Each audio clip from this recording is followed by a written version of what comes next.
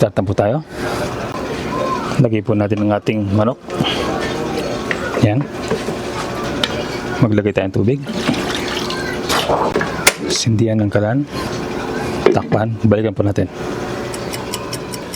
Ayan, makalipas ng 5 minuto, patayin ng apoy. Tapon natin yung sabaw. Balik po natin. Ayan. Sindihan ng apoy. Maglagay ng mantika. I-sear po natin yan hanggang mag-brown po ang pinaka-outer layer niya. Yan. So, ang gusto natin mangyari, medyo maging brown ang pinaka-outer layer ng ating mga manok para mag-create siya ng extra flavor. Yan, no? Parang ganyan lang po.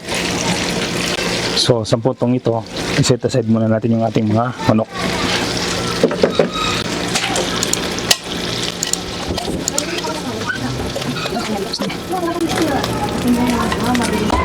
So next step natin, igisa natin itong mga bawang. Ayan.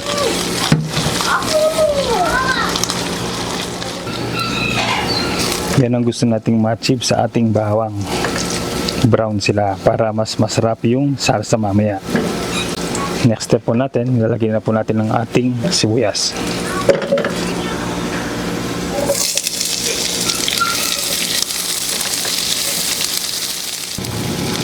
Makalipas po ang ilang segundo, ang ating sibuyas ay malambot na at translucent na.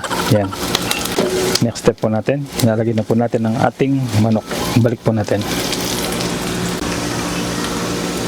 Yan. Nilalagay tayo ng dried bay leaves, pamintang darog. Dadagan natin. Yan.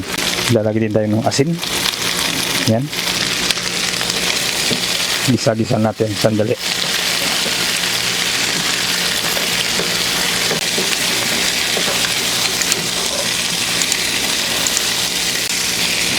Sa puntong ito, ang next step natin, maglalagay tayo ng tubig.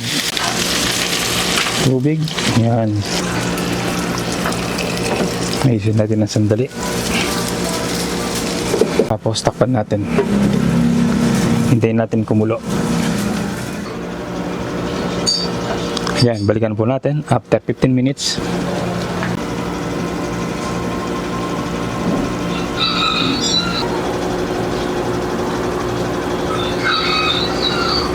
So, ang next step po natin, maglalagay po tayo ng suka.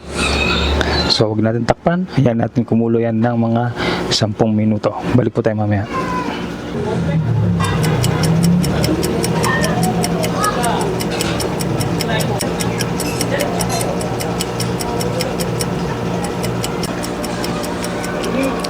Yan, balikan po natin.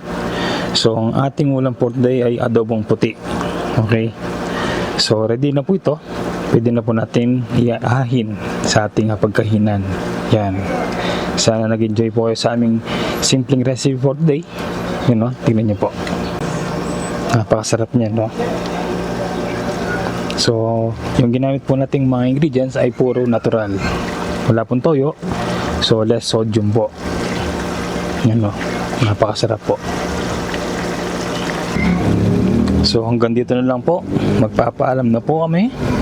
Sana nag-enjoy po kayo sa aming simple at quick and easy na recipe. Ingat po lagi at God bless. Maraming salamat po. Approve.